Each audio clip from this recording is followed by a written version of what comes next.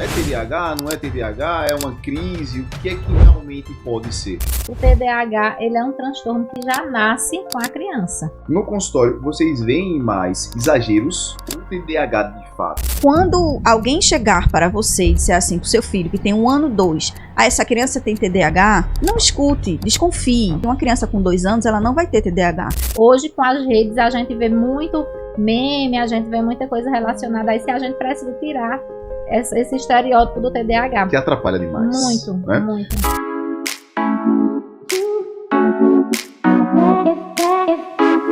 Bem-vindos ao nosso podcast Entre Mentes. Hoje a gente vai responder aqui a uma pergunta que é sempre feita rotineiramente no nosso consultório. Será que meu filho tem TDAH? É bem comum essa pergunta e ela costuma ser inclusive bem rotineira.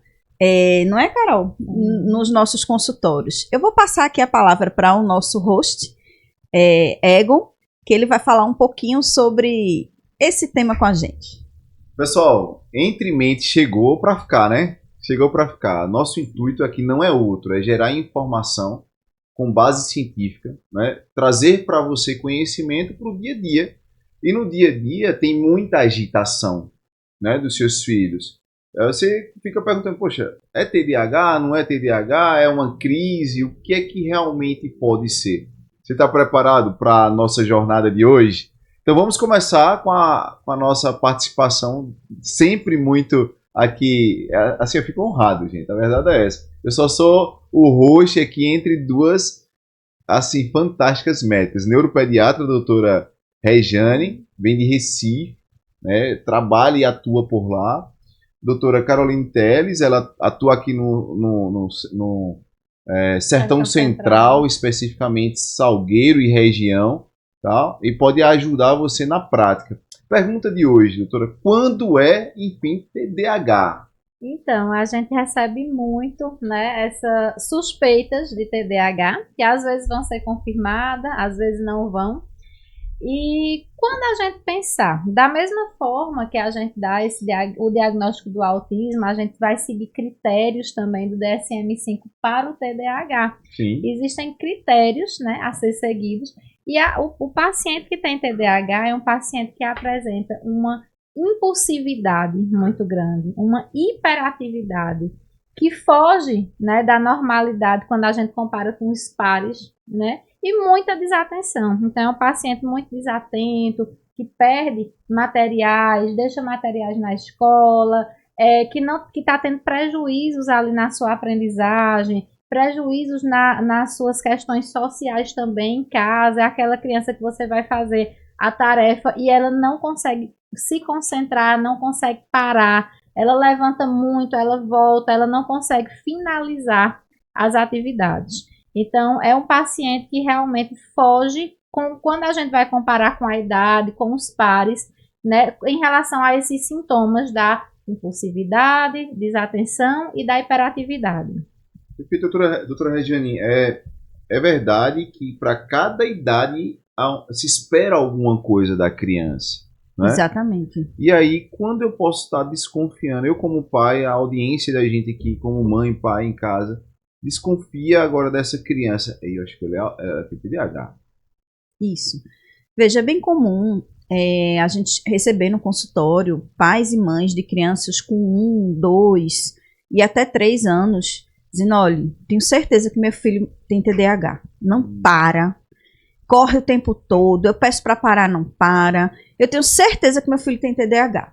E aí a gente sempre tenta conversar com os pais, porque a gente precisa explicar para eles o tempo de desenvolvimento da criança, o que é que a gente espera para cada idade da criança. Então, uma criança entre 2 e 4 anos, ela ainda tem uma imaturidade cerebral que favorece a essa inquietação, que favorece esse aumento de atividade, que favorece essa criança a querer correr mais, e isso é esperado para essa idade. Então, quando alguém chegar para você e disser assim, com seu filho que tem 1 ano, 2, essa criança tem TDAH, não escute, desconfie, leve para um profissional que realmente saiba identificar, porque uma criança com 2 anos, ela não vai ter TDAH, ela vai ter uma imaturidade cerebral que favorece fazer com que essa criança seja realmente mais hiperativa e que faz parte da idade, é esperado para isso. Essa é a grande diferença, sabe? Perfeito. Boa colocação. Quer falar alguma coisa? Quero complementar. É importante que a gente diga, Regiane, que assim como o autismo, o TDAH ele é um transtorno que já nasce com a criança. Tá? Não é que a criança não tinha nada e de repente ela tem TDAH. Não é assim. O transtorno já nasce. Agora, como o Regiane falou, né, o sistema, né, nervoso da gente vai sofrendo maturidade, né, vai sofrendo desenvolvimento ao longo do tempo, ao longo da infância, e aí a gente precisa separar até que ponto é normal aquela hiperatividade, aquela desatenção, do que já está fugindo, né, do esperado. Então é comum que a gente dê o diagnóstico de TDAH por volta dos 6, 5 anos de idade, quando a criança já atinge mais ali essa maturidade cerebral. Nada que impeça de você dar antes, porém a gente tem que ter muita cautela com esse diagnóstico antes dos 5 anos, porque é algo que é difícil, justamente por conta dessa maturidade que a gente precisa acompanhar. Mas é importante que as pessoas saibam que o TDAH já nasce com o indivíduo também. Boa colocação. Ô, doutora Caroline Teles, veja só, no consultório, e serve também para a senhora responder, doutora Regiane, no consultório, vocês veem mais exageros ou TDAH de fato? Porque eu faço essa pergunta porque nossa audiência sabe que isso é fato hoje. Tem muitos exageros também, tem muitos diagnósticos assim que a gente fica, poxa, será que realmente não é? E a gente está ouvindo, pessoal, aqui 2 neuropediatras, elas sabem do que está falando. Eu gosto muito de dizer que o eu acho já está errado, né? Então a gente tem que ir para fatos.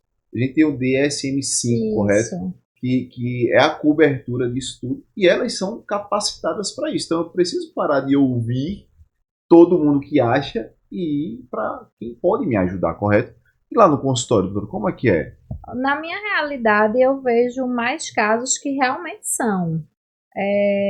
Há muitos pacientes que também já chegam mais tarde, com muitos prejuízos escolares, de aprendizagem. E aí aquela história, a gente tá esperando, e aí chega às vezes uma criança ali de 12, 13 anos, sem diagnóstico, com muito comprometimento na vida acadêmica, na vida social. Mas assim, tem casos também de suspeitas que não são diagnosticadas de fato, né? Sim. Mas eu acho que muito mais, na minha realidade, de casos que realmente vão ser confirmados. Só para complementar aqui, doutora Regina, um minuto. De fato, o pai chega lá desconfiando com o TDAH na maioria das vezes. A senhora diz, olha, seu filho também tem TDAH quando a senhora avalia. Como é que funciona? Chegam as duas coisas, sim, mas muitas vezes eles chegam com a queixa. Olha, meu filho não para, meu filho não está aprendendo, meu filho não consegue se concentrar. Meu filho, ele chega contando os sinais. Eles não chegam já, eu acho que tem TDAH. Mas quando a gente começa a avaliar a criança, a de fato observar tudo que o pai está dizendo, a gente vê que de fato está acontecendo. Eu fiz essa pergunta justamente por causa disso, doutora Regiane. Veja, o pai e a mãe precisam estar atentos. Isso. Não é? Poxa, esse movimento diferente aqui do meu filho, o que deve fazer? Será que eu tenho que procurar uma neuropediatra? E no teu dia a dia, isso é fato? Como é que acontece? Sim, isso é fato, acontece bastante.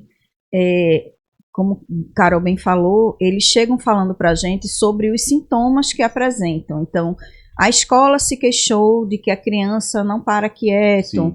A escola se queixou de que a criança sente e levanta durante a aula, pede muito para ir no banheiro, então sai várias vezes durante a aula. Então, essa inquietude da criança durante a sala de aula, como eu falei, os professores anteriormente, né, que os professores eles são pessoas fundamentais que observam esse movimento, e aí chega para os pais e com essa queixa, dizer, olha, sua criança não presta atenção suficiente, se levanta várias vezes durante a sala de aula, vai no banheiro muito, eu peço para fazer determinada atividade, guardar os materiais, ele não guardou tudo, deixou parte na mesa, outra parte caiu. Até começa, né? E aí eles começam até a dizer, olha, ele começou a colocar material na bolsa, mas uma borracha caiu no chão, ele já pegou a borracha, o amigo já chamou, ele já saiu, e ficou ali a metade da tarefa por fazer. Sim. Que é uma coisa muito comum, de você não concluir algo que você estava fazendo, para você pensar também no diagnóstico de TDAH.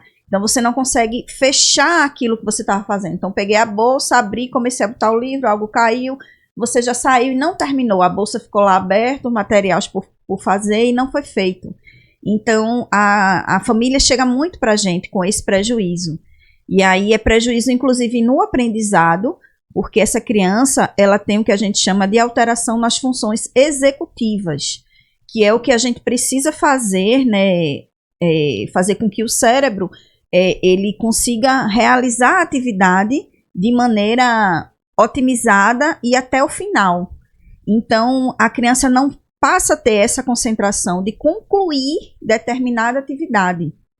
Então, quando o pai chega, né, com essa queixa, a gente faz algumas perguntas relacionadas ao dia a dia e o pai realmente, olha, ele costuma arrumar a roupa, como é que faz para tirar a roupa do guarda-roupa, cai tudo, como é que funciona? Então, são perguntas simples que do dia a dia que ele faz, realmente, ele faz isso também, é assim. Então, você vai aos poucos perguntando, né, na anamnese, e o próprio pai e a mãe vai se identificando com aquelas perguntas, né, Carol, que a gente faz, para a gente poder conseguir fechar o diagnóstico, explicar para eles por que é que a criança tem ou não TDAH. Agora, uma coisa muito importante é você explicar aos pais que para poder, além de fechar o diagnóstico, antes de qualquer coisa de pensar, a gente precisa saber se está tendo prejuízo para a criança esse comportamento.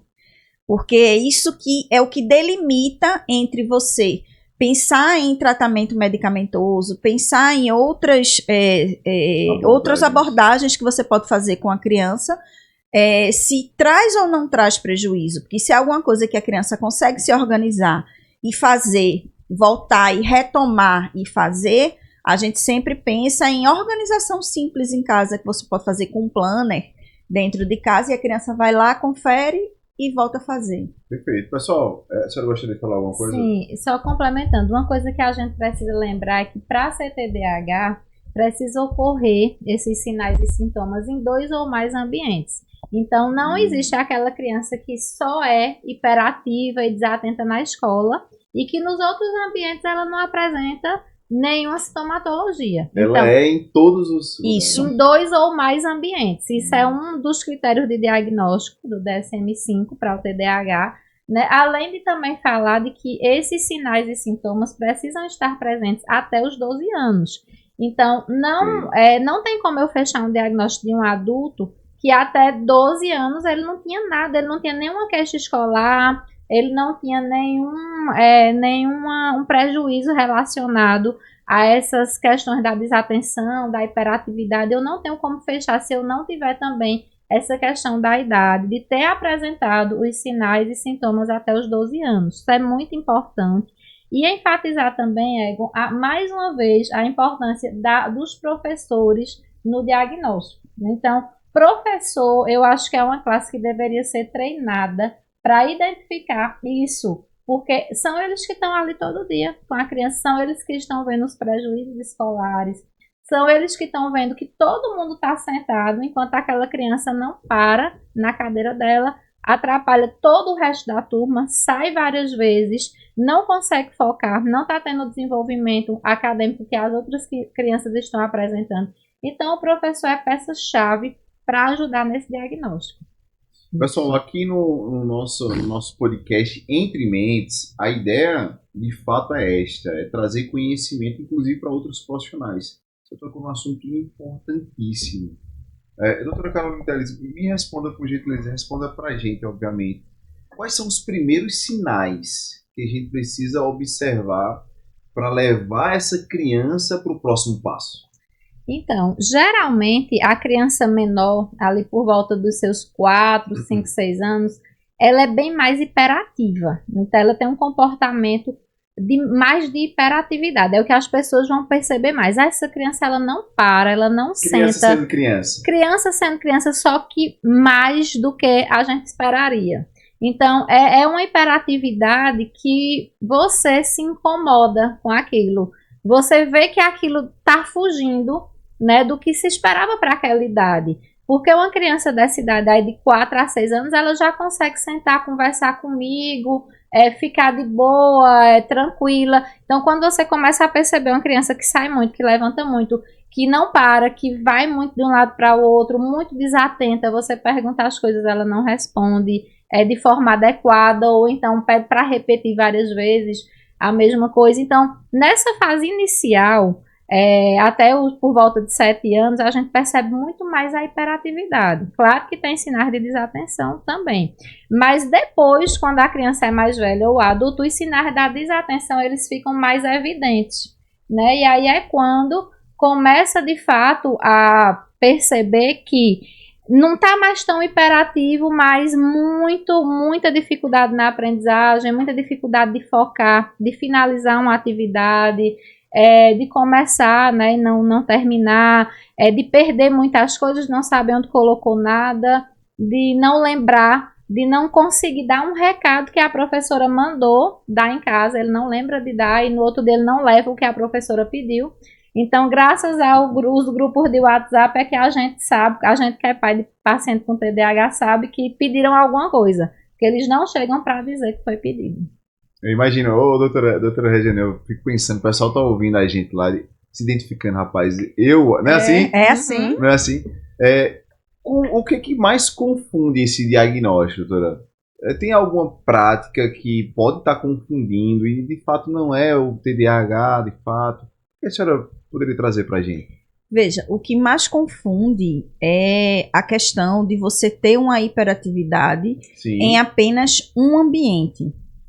É muito comum, como o Carol bem falou, né, que a gente precisa ter como critérios, né, ter esse comportamento em mais de 2 ambientes, de ter pelo menos até os 12 anos, que tenha esse comportamento precisa durar no mínimo 6 meses. Então, isso tudo tem lá no DSM-5 para a gente ir se seguindo.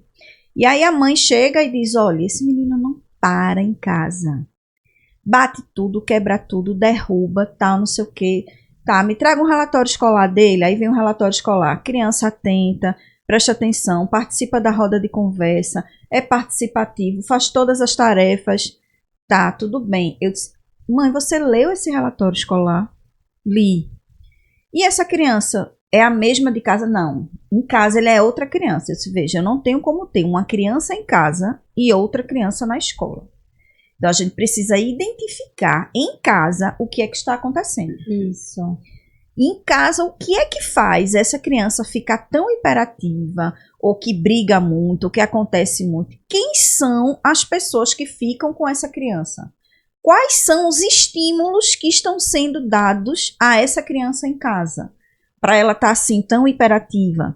Então, na maioria das vezes, a gente tem muito, né, o grande boom das telas, de colocar a criança para ficar só na tela ou só no determinado joguinho que atira, que corre, que pula, e a criança fica extremamente excitada por estar ali recebendo aqueles estímulos, aquelas luzes o tempo inteiro. Então, essa criança vai ser realmente mais hiperativa, ela vai ter dificuldades para dormir. Então, são vários problemas em casa. E na escola, por que não tem? Porque na escola não tinha tela. Na escola eu tinha a professora, os amigos e os livros que ele precisava. Então, os estímulos eram baixos, adequados para a idade naquele momento, e a criança não é hiperativa. Então, ela não fecha critérios para o TDAH.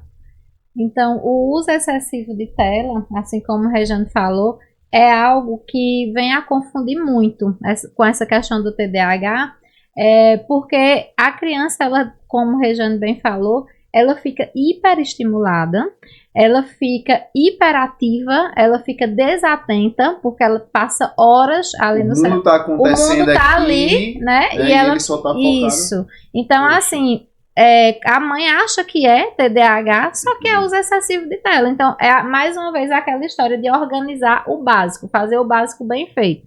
Então, mãe, vamos fazer o básico bem feito, tira a tela, organiza a rotina do sono do teu filho, vê como é que ele vai ficar depois aí de 30, 60 dias dessa organização. Muitas vezes quando ela volta, doutor, ele tá outra criança, depois que a gente tirou a tela, de fato, não era TDAH, era uso excessivo de tela. Pois doutora Regina, a gente percebe que a tela chegou para ficar. Isso. O mundo é tela. O mundo é hoje, digital. né? Uhum. Nós estamos aqui utilizando o nosso celular. E as crianças nesse mundo? Qual a recomendação de uma neuropediatra para as crianças e tela? Veja, a tela, como você bem disse, ela chegou para ficar. Então, é muito difícil chegar para esses pais e dizer, suspenda a tela de vez. Não tem como. A gente precisa, na verdade, ser um pouco mais inteligente e utilizar as telas ao nosso favor. A primeira coisa que a gente pode fazer é escolher o tipo de tela que a criança vai ver, o tipo de desenho. Então, tem desenhos que são ótimos para as crianças, que a gente tá lá e ele explica a rotina de casa, como fazer, como ser educado, como arrumar sua roupa. Então, são rotinas de casa que nós colocamos na criança todos os dias. E aí, o que a gente precisa organizar? A duração. É o tempo de tela que essa criança vai ter. Então, eu preciso organizar o tempo de tela, que tipo de tela essa criança vai ter, quais são os estímulos que ela vai ter além da tela, porque eu não posso deixar minha criança refém de deixar a tela a tarde inteira. Amanhã foi para a escola e a tarde toda na tela? Não. Vamos colocar um futebol, uma natação, um balé, qualquer esporte que a criança goste de fazer 2 vezes por semana. Então, eu tenho o estímulo de sair com ela, de levar para o balé, ela vai fazer o balé, a dança, o futebol, o jiu-jitsu, qualquer coisa que a criança se identifique. E precisa ser realmente algo que ela se identifique. Porque você imagine você odeia balé. E eu vou dizer, vou matricular você no balé.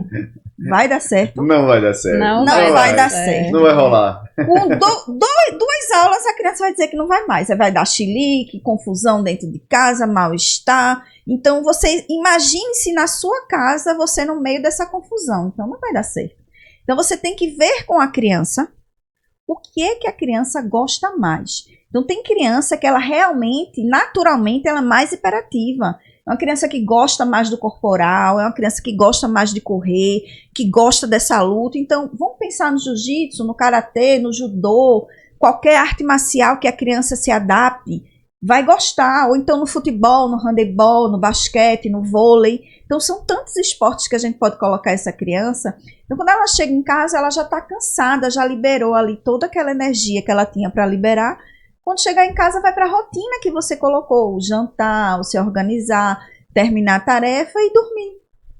Então, a rotina organizada com essa criança é muito importante. E até complementando essa questão dos desenhos, Rejane. Então, antigamente, na nossa época, como eram os desenhos? Há não muito tempo, né, doutor?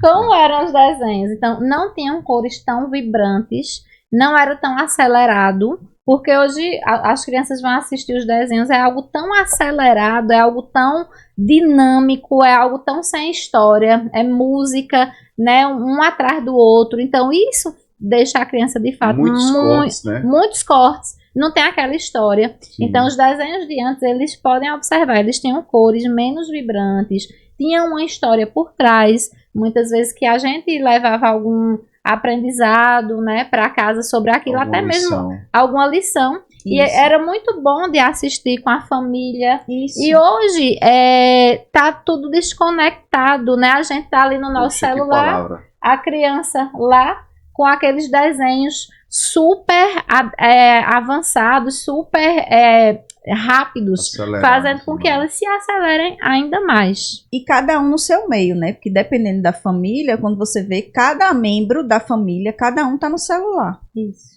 E tá todo mundo em casa, mas ninguém se conversa, ninguém se fala. Presente. É como se não tivesse. Isso é muito difícil, porque aí, ainda remetendo à fala de Carol, além da história que era contada assim na época da gente, ainda tinha um comercial. Para que o comercial? Tempo de espera. Que você precisa ter o tempo de espera de um capítulo para o outro. Então, nesse tempo de espera, você conseguir ir no banheiro, botar um jantar, organizar, e tá tudo bem esperar. Faz parte. E hoje em dia não tem. É um celular, não gostei desse desenho, passo. O celular não gostei desse desenho, passo. Então, essa inquietude da criança faz com que isso deixe a criança cada vez mais acelerada. E isso é muito ruim. Então, a gente precisa estabelecer rotinas com a tela, porque a tela ela veio para ficar e a gente precisa saber usá-la.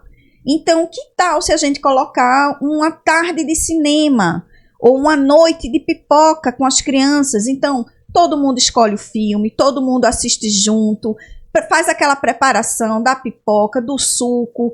Então, é um momento familiar. Então, todos participam. Então, vai mãe, vai pai, vai irmão, se tiver avô, se tiver tio dentro de casa. Então, todo mundo vai participar daquele cinema familiar. Então, escolha um dia. Toda sexta-feira à noite vai ser o dia da pipoca. Lá em casa é o dia do cinema, sexta-feira à noite. Pois é, então é muito legal. Vocês vão estar usando a tela, a criança vai saber que existe e é um momento familiar. Então todo mundo divide a pipoca, me dá um pouquinho da tua. Então isso é integração familiar. A gente precisa ser espertos, inteligentes para utilizar a tela e ter um momento de dizer não. Agora não é hora de tela. Não é porque você vai ceder que você vai ser um bom pai, certo? Ou uma boa mãe. Então a gente tem que saber dizer não. Agora não é hora da tela. Agora é hora do estudo. Na sexta-feira ou no sábado, você joga, você tem suas 2 horas de tela. Então, organizar os horários, organizar o tempo de tela, isso é fundamental. E não adianta, Egon, o adulto dizer, olha, você só vai usar 2 horas por dia de tela. Você só vai seguir essa rotina. Se o próprio adulto não é exemplo. E é o que a gente vê. Então, as pessoas hoje, elas estão ali conectadas 24 horas por dia. E elas querem que as crianças, querem que as crianças sigam com muita rapidez o aprendizado das coisas do dia a dia. Vamos logo para a escola, a gente está atrasado. Por que a gente está atrasado? O que era que você estava fazendo? Você estava ali no Instagram, você estava ali vendo coisas que não são importantes e seu filho estava lá do outro lado, com outra tela, com TV ou com outro celular, e aquele ambiente familiar ele não existe mais. A gente está perdendo o nosso ambiente familiar, as pessoas não comem mais juntas na mesa, cada um no seu tempo, correndo, olhando para o celular, querendo que as crianças acompanhem esse ritmo acelerado que as redes nos promovem. Então, até mesmo na rede, o que é que hoje faz sucesso no Instagram? Vídeo curto e rápido. Tem que ser tudo rápido. Ninguém mais quer parar para ouvir uma história, ninguém quer mais parar para bater um papo. É tudo rápido. O vídeo que mais tem curtida, que viraliza é aquele vídeo rápido. E acaba sendo muito superficial. E aí a gente, isso tudo muito superficial. As relações estão superficiais entre as pessoas. A gente está querendo acompanhar o ritmo que as redes estão levando, que a gente acompanha, e a gente está trazendo isso para dentro da nossa casa, para os nossos filhos, impactando muito no desenvolvimento deles. Isso impacta demais no desenvolvimento. Isso, e aí vem o TDAH, né? Porque aí vem aquela famosa história. Ah, mas o meu filho não se concentra. Mas o meu filho não para. Como ele fica o tempo mundo todo. Acelerado? Como? Se é tudo muito acelerado o tempo inteiro. Então, qual foi a rotina que você instituiu na sua casa? Eu sempre pergunto. Quando vem falando de TDAH, tudinho, eu disse, tá bom. Então, eu quero conhecer fulaninho e fulaninha. Me conte como é, desde a hora que você se acorda até a hora que você vai dormir. O que é feito de segunda a sexta? Eu quero saber todos os dias. De segunda a sexta, o que é feito?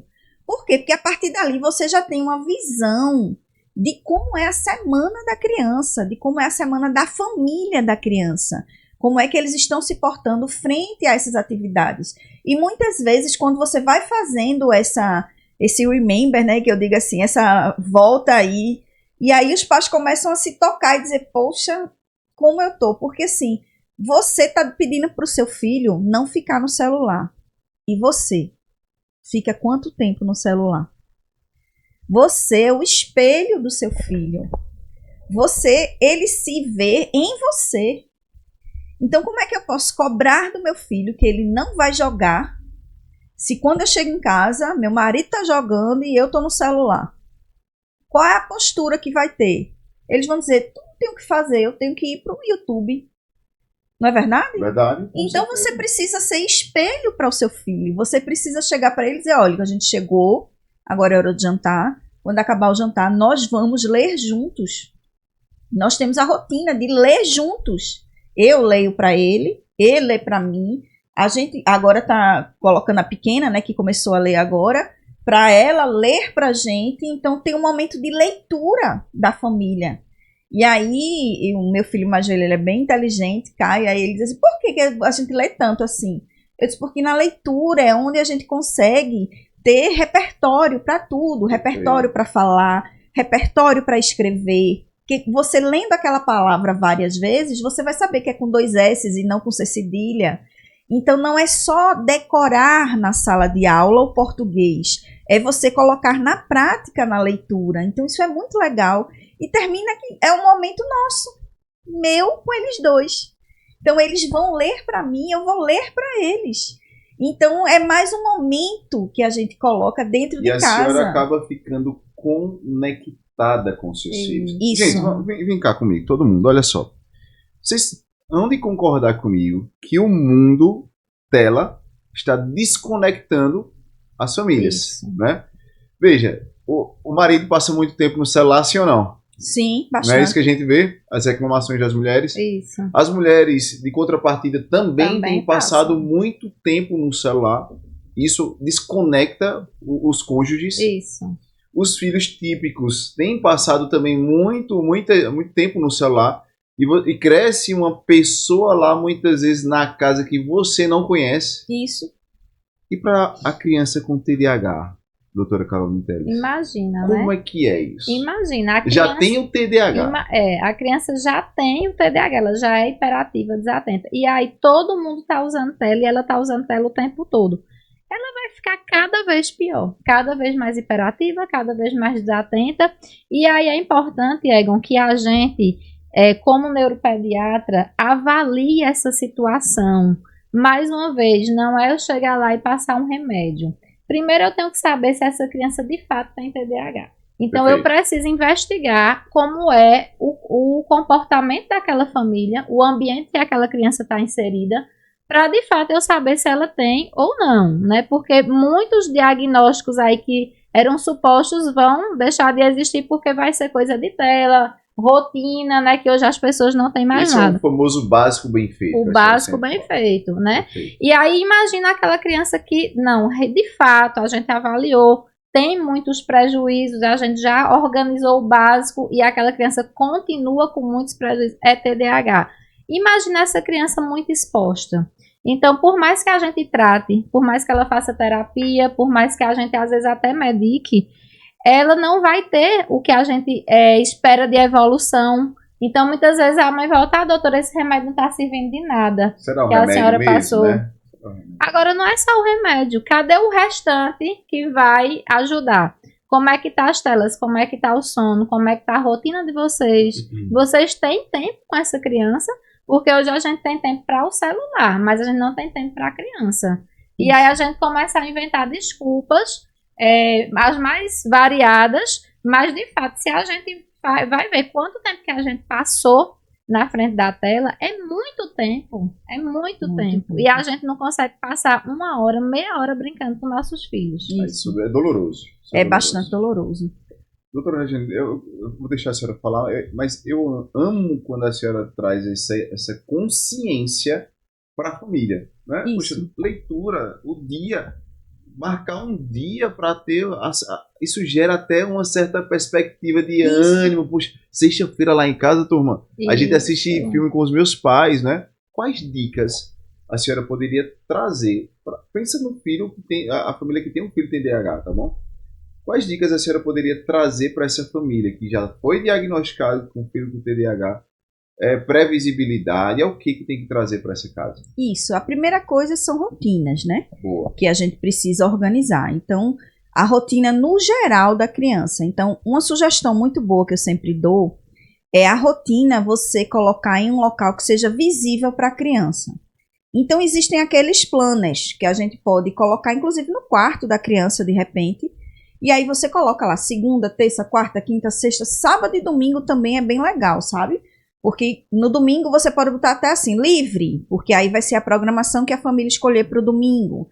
Se você quiser botar isso no sábado também, ok. Mas aí para você ter previsibilidade do que é que vai acontecer. Então, na segunda de manhã vai ter aula. Quais são as aulas da segunda? É importante estar ali. Então, se vai ser português, matemática, geografia, história. Então, a criança precisa saber que na segunda tem português, matemática, geografia e história. Então, ela vai pegar esses livros e colocar dentro da bolsa dela. E isso, inicialmente, é supervisionado pelos pais.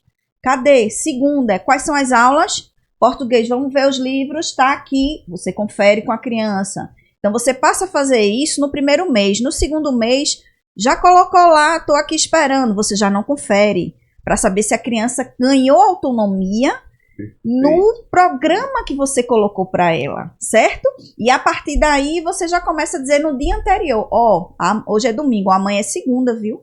Vá preparar sua bolsa e coloque os livros. Você já começa a trabalhar com a criança a experiência que ela precisa ter e a responsabilidade de que é ela quem tem que fazer aquela atividade. Isso muita é extremamente... coisa positiva acontecendo ao mesmo tempo. Isso, exatamente. Isso só rotina. Não entrei em outra coisa, só rotina. Então, quando você ajusta essa rotina, a criança já melhora sensivelmente. Aí a gente vai para as telas, organiza o horário de tela, diminui a quantidade durante a semana e pode ser até mais flexível no final de semana, mas contanto que não passe de 2 a 3 horas no final de semana. E que essas horas não sejam ininterruptas, que elas sejam intervaladas. Por exemplo, 1 hora de manhã, 1 hora de tarde, ou 1 hora de tarde cedo e outra hora mais tarde. Então, se tiver outro irmão, intervala. 1 hora um irmão, 1 hora o outro irmão. Já é uma forma dele esperar, trabalhar o tempo de espera ali daquela criança. Então, existe uma intenção aqui por trás de eu fazer um intervalo dessas horas, entende? Então, e utilizar, por exemplo, a própria tela como benefício. Então, uma coisa muito legal, que até eu tenho feito muito lá em casa, é as receitas. Então, eu pego o Caio, pega lá o celular da mamãe, procura uma receita que a gente hoje vai fazer um bolo de cenoura. Então, ele vai lá, pesquisa o bolo de cenoura. Quantos ingredientes? Tantas cenouras. Pegue lá tantas cenouras para mim. A gente começa. Então, a gente cozinha juntos. E é um momento que eu tenho com ele. Então, a pequena agora já está se inserindo, ela já quer pegar a cenoura também, o chocolate. Então, vira aquela festa dentro de casa. Assim, é um momento nosso, outro momento nosso, que a gente utilizou a tela como uma forma de união. Como um meio. Como um meio de a gente estar juntos, sabe? Perfeito. E é bem legal. Isso você vai fazendo constantemente. Então, sempre coloco isso no sábado. Então, já virou uma rotina. Então, a gente conseguiu fazer alguns bolinhos fit, sabe? Lá em casa. E aí, Caio já aprendeu a receita e ele já faz sozinho. Já chega, mamãe, fiz aquele bolo de maçã. Tá pronto, tal. Que a gente usa airfryer. Então, ele já aprendeu, tem 10 anos. E ele traz pra gente o bolo pronto. Então, você veja que você vai dando autonomia para a criança e, ao mesmo tempo, vai trabalhando com eles, com a tela também, porque eu utilizei o celular para ele pesquisar, para ele olhar, para ele aprender a pesquisar e, principalmente, é o limite de dizer assim, filho, ó, terminou a pesquisa, o celular tá lá, não precisa pegar, a pesquisa encerrou. E aí eles começam a ter esse tempo de espera, que era o famoso comercial que a gente tinha. Perfeito. Entende? Então, isso são coisas do dia a dia que você pode trazer para sua casa, com a sua criança com TDAH ou não, porque crianças, elas passam pela fase da infância, primeira infância, vão entrando na infância propriamente dita, entram na pré-adolescência, depois entram na adolescência, que é uma outra fase muito mais complicada, para entrar na fase pré-adulto, adulto. Então, cada criança ela vai passando pelas fases. Então, quando a gente chega nessas fases que são mais desafiadoras, pré-adolescente e adolescente, você já precisa ter sedimentado isso desde a infância. Eu não vou conseguir essa proximidade com meu filho na adolescência se eu não fiz isso com ele na infância. Então, é uma construção. Talvez possa ser tarde demais. Sim. Eu quero compartilhar uma história aqui com vocês e fazer uma pergunta para a senhora, doutora Carol. Eu conversando com um amigo próximo. Veja que história é essa. Ele chegou chorando para mim. Ele disse, minha filha... Eu disse, cara, senta aqui, eu tô precisando conversar contigo. Eu peguei o celular da minha filha. E ela tava falando com uma menina da Islândia, né? E aí a conversa era a seguinte. Se eles não aceitam você... Pegue um pau, metam na cabeça desses pais aí, de seu pai e da sua mãe, e vem morar comigo. Ele estava descobrindo que a filha tinha tendência a ser lésbica, não é? Eu não quero entrar no mérito, Sim. mas ele estava em choque, né? E eu fiz uma pergunta para ele. Eu disse, cara, desde quando você conversa com sua filha sobre este assunto? Eu nunca conversei com ela, né? E eu quero trazer essa história aqui porque isso se repete, doutora Carol. Muito, isso é muito comum hoje em dia, Ego. Muito. Até que ponto a tela tem sido prejudicial para esse relacionamento? Então, se ela chegou nessa história que você contou a esse nível, o pai não sabia o cara que ela estava acessando, quantas horas que ela estava acessando. Então, se hoje a gente de fato não consegue viver num mundo sem tela, não tem como. Ok. Eu não consigo chegar para ninguém hoje e dizer, olha, minha gente, é 0. Eu posso até falar, mas as pessoas não vão conseguir cumprir, né? Hoje a gente tem muita demanda de fato. Agora, a gente precisa usar de forma racional. Você precisa tá vendo, tá tendo acesso ao que seu filho tá utilizando ali. Então, desde quando que essa pessoa tá falando com essa outra, a ponto dessa outra pessoa influenciar a ela ir morar com ela em outro país? Já vem de muito tempo. Então, ele estava ausente do contexto familiar dele, a ponto de permitir que a situação chegasse a esse ponto aí, né? Então, assim, é tudo de forma muito racional. A gente pode utilizar as telas, a gente pode ter momentos em família, como o Regiane falou, utilizando as telas, porém com muita cautela e com propósito e pensando no que é que a gente vai fazer para que ajude de alguma forma a criança, e não de forma aleatória. Usa aí 2 horas do jeito que você quiser, não é assim. Olha, né? eu vi um vídeo, não sei se é absurdo, me corrijam, tá bom? Não sei se é médico, não sei qual era a profissão dele, dizendo que o autismo e o TDAH têm cura. O que a senhora tem para dizer pra gente? A gente sabe, né? Muita gente já sabe, a gente vai falar novamente, que são transtornos do neurodesenvolvimento. A pessoa já nasce com autismo, já nasce TDAH. E esse transtorno ele vai perdurar por toda a vida daquela pessoa. O que a gente vai fazer é atuar para que aquela pessoa tenha uma boa qualidade de vida, evolua o máximo que ela possa evoluir, né, dentro do que ela já tem de comprometimento, mas que esses diagnósticos dos transtornos, eles não têm cura, não existe cura para isso. A pessoa não deixa de ser autista, a pessoa não deixa de ser TDAH. Ela vai conviver com esse transtorno por toda a sua vida. Então, é um fato difícil de lidar. É, bastante. Mas sabendo disso, doutora Regiane, o TDAH tem como ser atenuado? Tem como diminuir as crises? Ou o que eu tenho que fazer? O que o pai, a mãe que está ouvindo que não tem cura, tem que fazer agora? Veja, o que os pais precisam fazer é realmente seguir as orientações do médico que ele escolheu como referência, né? E que deu o diagnóstico dessa sua criança com o tratamento bem feito. Porque aqui, desde o início, assim, a gente tem falado aqui, né, Carol, de como a gente faz. Então, assim, o tratamento do TDAH, ele é basicamente em cima das rotinas que a gente precisa organizar na criança, uma terapia que a gente chama de terapia cognitiva comportamental com um psicólogo, que é justamente esse tipo de terapia que vai fazer com que a criança aprenda a lidar com essa parte desastrosa que ela tem, com essa falta de atenção. Então, tem crianças que precisam também do auxílio de uma psicopedagoga, porque vai dar estratégias para a criança aprender. Então, o TDAH, na maioria das vezes, é aquela pessoa que é bem agitada, então te dá um texto bem grande, ela começa a ler pelo final, mas calma, a gente tem o título, a gente tem o início, o meio e o fim. Então, às vezes, a criança está tão agitada que ela leu mais ou menos o título, o fim, já passou a página. Então, na maioria das vezes, ela erra a questão ou não consegue concluir aquela atividade que foi feita por conta dessa pressa.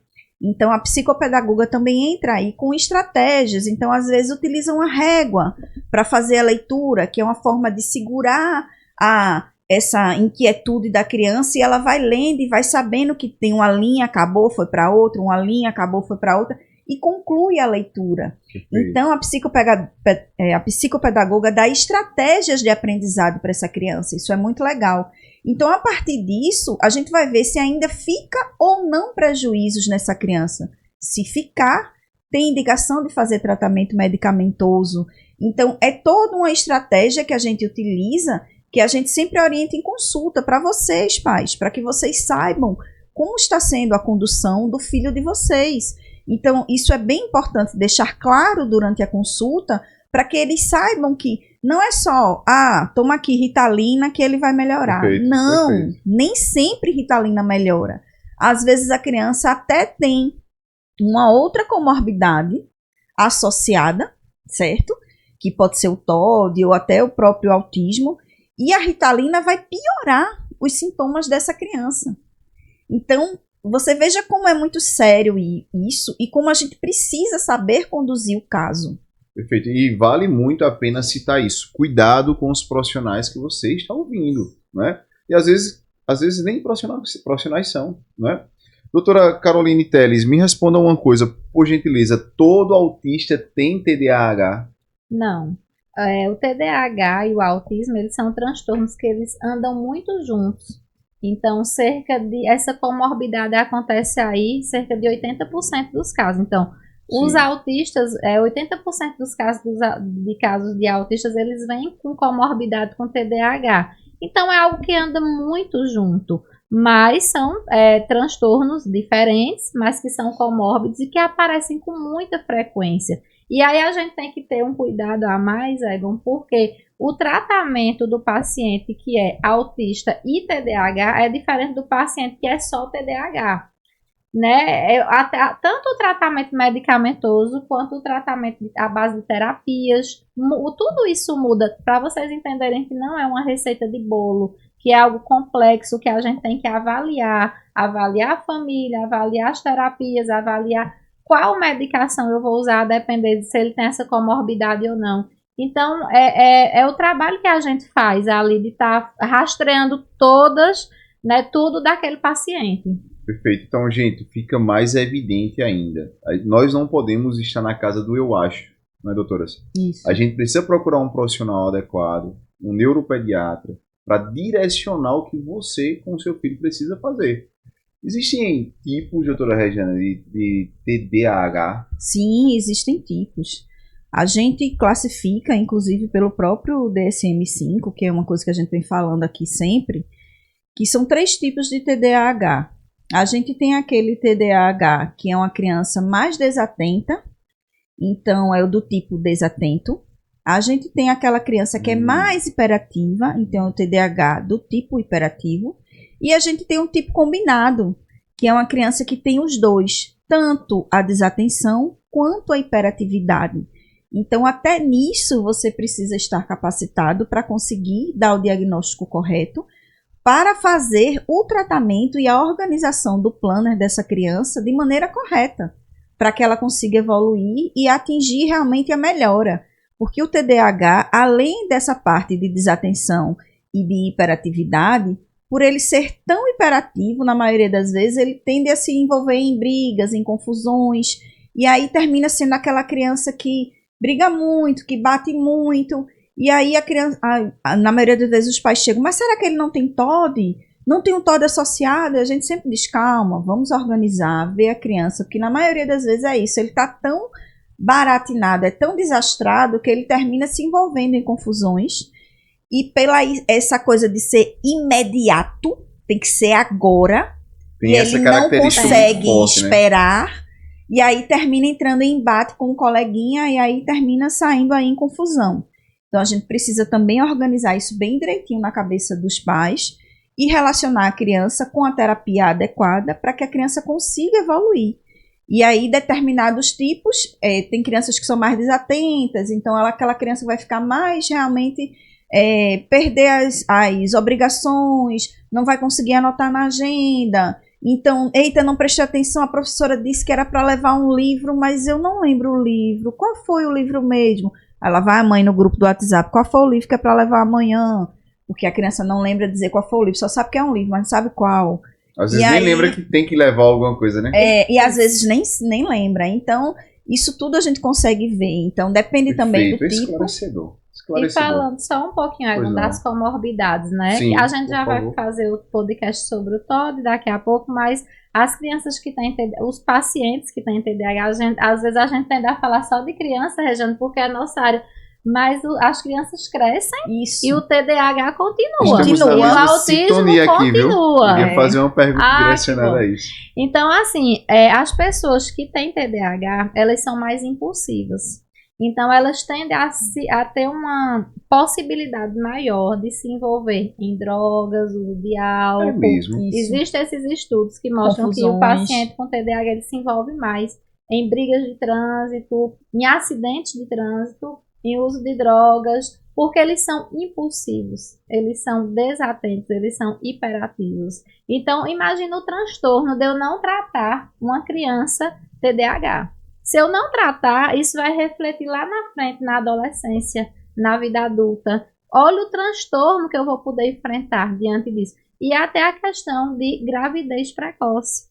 Puxa. Por serem impulsivos, Sim, esquecem de sim. usar preservativos, não pensam no que aquilo pode causar, né? Então, eles vão na impulsividade e aí depois eles vão querer resolver o que já não tem muito o que resolver por conta dessa impulsividade que eles têm. Então, é um transtorno que a gente não pode banalizar. Isso eu Sim. queria muito tocar nisso, porque hoje em dia todo mundo tem TDAH. Isso a gente escuta constantemente. Sempre. E não é. A gente viu que a rotina da gente hoje, o uso de telas excessivo, causam sinais e sintomas que fazem a gente aventar essa possibilidade, mas que muitas vezes não é.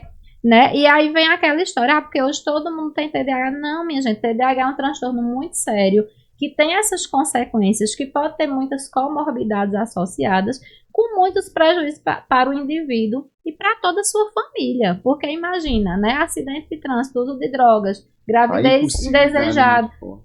Né? Então, tudo isso aí pode comprometer toda a vida daquele indivíduo. Perfeito. Tem gente ouvindo a gente agora, dizendo, eu me identifico, né? Eu sou assim. Qual profissional esse adulto agora deve procurar? Então, esse profissional vai procurar, provavelmente, o psiquiatra ou algum médico que entenda de transtornos, que trate transtornos do desenvolvimento na vida adulta também, que tenha certificações para isso, para que possa ajudar ainda com os prejuízos já na vida adulta. Então, esse paciente que tem TDAH, provavelmente ele já teve muito prejuízo na vida dele. Então, é um paciente que chega também com ansiedade. Pode chegar com depressão junto, porque ele já passou por tanta coisa sem ter diagnóstico e tratamento, que ele vai levando e adquirindo outras condições. Então, é algo que a gente, mais uma vez falando, a gente não pode banalizar, Egon. As coisas a vida vai passando e a gente vai levando experiências, e o TDAH ele vai recebendo alguns apelidos, né? Então, essa pessoa é muito preguiçosa, postergando, né? Procrastinador. Procrastinador. É a palavra do momento. Pronto, Isso. essa palavra é procrastinador, né? Isso. Então, é uma pessoa destrambelhada, desastrada. E aí aquela pessoa vai crescendo com aquelas limitações, aqueles traumas. E aquilo, quando chega lá na adolescência, na vida adulta, aí vem ansiedade, depressão. E aí a gente, além de ter que tratar o TDAH, vai ter que tratar a ansiedade e depressão. E aí imagina a bola de neve que isso vai levando na vida da pessoa. Às vezes né? perde o freio, né? Perde o freio. E quando isso, tratar o seu filho assim, doutora Regiane, seu preguiçoso, não é? Porque são palavras que são Fortes, né? duras. Para nós adultos aqui, talvez a gente até consiga ressignificar isso, mas para uma criança, né? O que eu tenho que evitar? Eu tenho meu filho, eu tenho 3 filhos, né? A gente sempre conversa, toca nesse assunto. Como evitar traumatizar o meu filho e também como não deixar de cuidar deles. Isso. Não é? É bem difícil isso, porque eu acho que todo pai, toda mãe, ele tenta não errar. Né? Isso é algo que a gente vem, é intuitivo, a gente tenta não errar. Só que ninguém nasceu, nem pai nem mãe. O pai e a mãe nascem quando a criança nasce. Então você vai passando os dias, passando as fases, os desenvolvimentos da criança, e você vai aprendendo com os seus próprios erros também. Então, tenho certeza que todo mundo aqui já perdeu a paciência, já falou mais alto, já deu uma palmada. Isso foi passando pela sua vida, até que você começa a ter a percepção de que bater, de que gritar, não educa a criança, e muito menos xingar. Então imagine você tá dizendo para sua criança, você é um burro. Como é que essa criança não se vê? Então é muito difícil a criança escutar isso do pai, da pessoa que é o seu espelho, que ele está ali olhando, crescendo e aprendendo com esse pai. É muito difícil, minha gente. Então se imagine, se eu chegasse para você e dissesse, você é um burro, como é que você se sentiria nessa situação? Então é muito difícil. Para a criança ressignificar isso, é muito difícil. A criança até ela entender que foi um momento de fúria, que não deveria ter feito isso. Então eu não sei até que ponto isso vai levar, essa criança vai levar para a vida adulta, que isso vai ser um trauma para essa criança. Então, assim, a gente tenta não errar. Então, a gente tenta, na verdade, aprender com os erros e tentar não errar novamente. Então, eu oriento sempre os pais a ter medidas, a tentar falar, respirar fundo, ter um combinado com o parceiro. Então, falar para o parceiro, hoje eu estou sem paciência, me ajude com as crianças, porque eu não quero gritar com elas, então me ajude. Então, essa parceria é muito legal, porque você já avisou para o seu esposo que você não está com paciência naquele dia. Então, quando você tem essa pessoa que você consegue trocar, e aí o pai assume e diz, opa, hoje eu vou botar o jantar dos Deixa meninos, porque ela hoje não tá legal. Galera, vem cá. E isso faz parte, é o dia a dia, minha gente. Verdade. Acontece isso com você, acontece isso com você. É com todo mundo, não é só comigo, ou com algum pai ou mãe atípica. Não, minha gente, é com todos. Acontece naquele dia que você chega em casa com dor de cabeça, aconteceu algo no trabalho que não te deixou bem, você tá angustiada, e aí a criança chega sem ter nada a ver com a situação, e às vezes quebra uma coisa, ou derruba um café. Como é que vai ser sua reação? Que a criança derrubou o café e melou o tapete. Às vezes é uma coisa simples, mas como você está naquele dia, é que vai te refletir a ação que você vai dar para aquela criança, para aquele adolescente, sabe? Perfeito. E isso não é legal. Então a gente ter essa relação, essa medida em casa, sabe? Essa divisão de tarefas favorece o bom andamento, né, da família. Perfeito. Olha, chegaram 4 perguntas aqui que eu gostaria de criar um quadro junto com vocês. Vamos responder 4 perguntas, tá bom? De maneira rápida, tá bom? Vou mandar para vocês, tá bom? Doutora Caroline Teles, vamos começar com a senhora. Vamos lá. Doutora, como educar meu filho que tem TDAH sem traumatizá-lo? Então, isso que a gente já estava falando. Evitar palavras pejorativas, burro, leso, desastrado. A criança vai crescendo com aquilo, Rejane, e aí ela vai, às vezes ela está colocada em situações do seu dia a dia na escola, ou às vezes o adulto no trabalho, e ela vem ouvindo aquilo durante toda a sua vida. Ela, às vezes, naquele momento de realizar uma coisa importante que ela realizaria, ela paralisa. E aquilo lhe prejudica futuramente no seu trabalho, na sua rotina. Então, educar com amor, educar com paciência. Eu sei que a gente vive em dias complicados, a vida hoje está difícil, a gente tem que trabalhar muito. Todo mundo tem que ir trabalhar muitas horas por dia e às vezes a gente leva coisa do trabalho para casa. Mas é saber separar, é ter o equilíbrio. Perfeito. Equilíbrio, né? Então, a gente saber que eu vou chegar em casa e de tal hora a tal hora eu vou estar brincando com meu filho. Eu não vou pegar nesse celular, nem ninguém vai pegar. Eu vou ter o dia da pipoca, eu vou ter o dia do pijama, a noite do pijama lá. Eu vou ter o dia do cinema. Então, organizar a vida da família. Não é só da criança, é da família. A gente tem que estar junto deles em toda essa organização e ter momentos com eles, né? Isso faz toda a diferença. Perfeito. Doutora Rejane, Olha que pergunta legal. Quais testes ou avaliações eu, como mãe, em casa, eu posso fazer com o meu filho para saber se ele tem diagnóstico de TDAH ou não? Veja, os testes, o que a gente mais utiliza é o SNAP-4. É um tipo de teste que a gente, inclusive, dá no consultório para a mãe responder. Olha que legal. Para a professora da escola responder. E depois ela traz para a gente em outro momento. E eles precisam responder sem um falar com o outro, sabe? Para poder saber se a criança faz. Então, nesse questionário tem... Ele faz determinada coisa, quase nunca, um pouquinho, mais ou menos ou bastante. E aí você explica, né? A mãe direitinho vai lendo as perguntas com o questionário e ela leva para casa e ela precisa responder sozinha, sem interferência. Então, às vezes, quando os pais são parceiros, eu gosto de dar para a mãe e para o pai. Excelente. E eles respondem separadamente, Isso. não podem conversar entre si.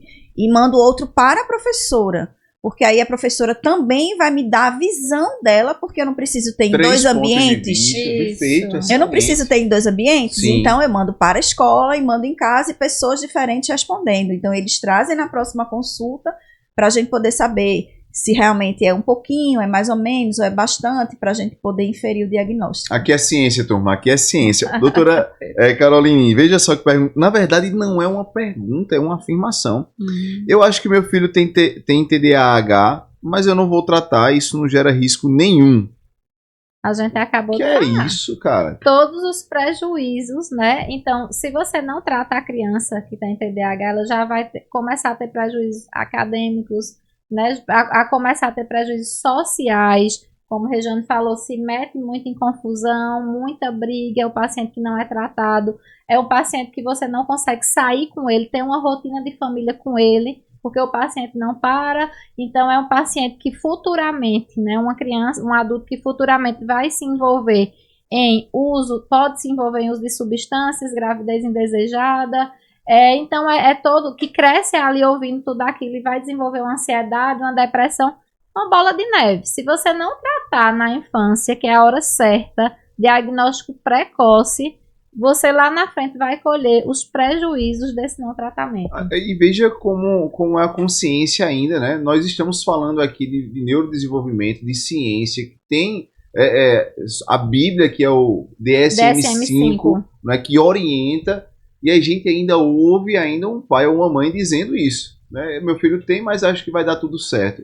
A gente tem que sair dessa casa, né, doutora? Isso, exatamente. Bem colocado. Doutora Regiane, para a gente terminar esse primeiro momento aqui de perguntas e respostas rápidas, você me recomenda e me orienta a fazer o quê quando meu filho me agride, não dá atenção, briga com os primos? Qual é a sua recomendação, doutora? Veja, a recomendação que eu dou inicialmente é manter a calma, para que a gente consiga identificar qual foi a causa dessa agressão, porque existem vários transtornos associados para que a criança tenha um momento de fúria, que seja agressivo, ou que seja mal educado, com os outros, né, com os pares. E a gente precisa identificar para saber qual transtorno realmente essa criança tem, ou se nesse momento não foi um transtorno, foi realmente um momento de fúria. Se isso foi pontual, ou se isso se repete. Então, a gente precisa organizar isso bem direitinho com os familiares, porque se for uma coisa pontual, você consegue conversar com essa criança, explicar o certo, explicar que você não deve ser agressivo, que você não deve falar palavrões com outras crianças, e trazer ela para a realidade, certo? E aí, se você for exemplo, se os pais forem exemplos, não chamarem palavrões, não forem agressivos com seus amigos, a criança vai ver que isso não é o normal. Então, ela tende a se organizar. Tem uma questão ambiental muito forte. Muito. Você vive uma criança que tem um determinante social importante, que vive numa comunidade, que vê pessoas atirando em outras pessoas, que vê pessoas falando alto, agredindo, falando com o dedo, girando. Qual vai ser o exemplo dessa criança? A tendência é que faça a mesma coisa. E que você pode ver que o meio influencia. Perfeito. A criança que cresce nesse meio, ela cresce dessa forma, ela fala dessa forma acelerada, com palavrões. Você vê criança de 2, 3, 4 anos falando palavrões, porque ela ouve. Ela não sabe nem o significado. Verdade. Ela aprendeu de alguém de algum lugar. Então é o meio. Lugar. Entende? É o meio. Então a gente Perfeito. precisa ver isso. Show de bola. Doutora Carolina Teles, TDAH. Esse acrônimo é o quê? Transtorno do déficit de atenção e hiperatividade. Como o Rejane falou, né, existem os tipos de TDAH, o tipo só desatento, o tipo só hiperativo e a apresentação combinada, que aí reúne a hiperatividade com a desatenção. Tá? Então, as pessoas confundem muito, eu acredito que Rejane também escute isso. Meu filho tem TDAH e tem hiperatividade. Gente, está dentro do TDAH. A hiperatividade está dentro do TDAH. A desatenção está dentro do TDAH. É desatento porque tem. Isso. Né? O fato da pessoa ter a apresentação desatenta não quer dizer que ele não tenha sintomatologia hiperativa. Ele tem, mas que o mais forte dele é a desatenção. Então, TDAH envolve o déficit de atenção e a hiperatividade. Para nós encerrarmos esse podcast, senhoras, vamos falar com esses pais que acabaram de receber o diagnóstico do seu filho com TDAH. Qual a recomendação, doutora Rejane, que a senhora dá nesses primeiros passos? A recomendação inicial é organizar a rotina dessa criança, que é o ponto-chave para que a gente consiga organizar essa criança em casa e, consequentemente, ela vai levar para a vida escolar. Então, organize a rotina dessa criança, leve para a terapia de maneira organizada. Se for prescrito terapia cognitiva comportamental, faça realmente.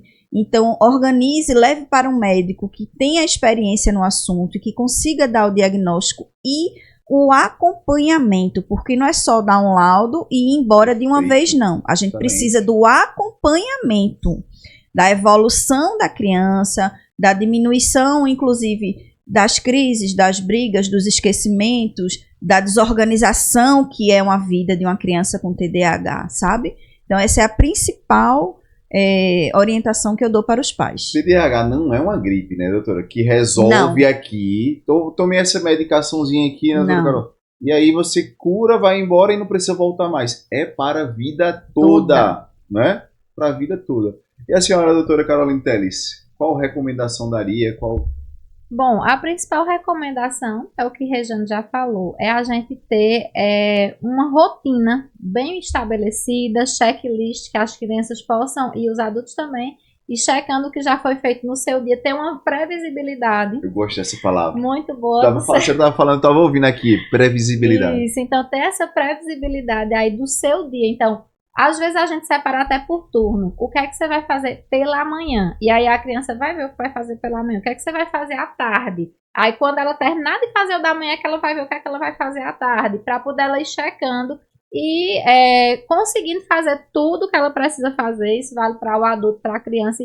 Isso é muito importante. O acolhimento da família. Não banalizar as questões do TDAH, porque como a gente já comentou, é uma coisa que é por toda a vida, não é só ali. E que a gente precisa de um tratamento efetivo, um tratamento realmente direcionado para todas as dificuldades daquela criança.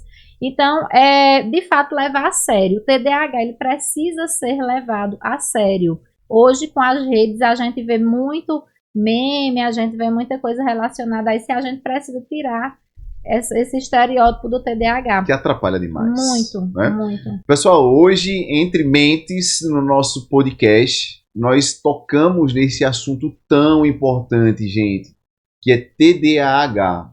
O recado que eu posso dar para você é que não é frescura, não vamos banalizar, não vamos deixar fragilizar nossos adultos. Então a gente precisa cuidar hoje das nossas crianças. Então, se você percebe que teu filho pode ter alguns dos sinais que nossas médicas trouxeram para a gente hoje, está na hora de procurar um médico, está na hora de cuidar da sua criança, está na hora de levar a sério esse tratamento. É para o resto da vida? Mas existe um caminho. E esse caminho a gente aprendeu hoje aqui Entre Mentes. Um forte abraço, e até o próximo Entre Mentes. Tchau, tchau.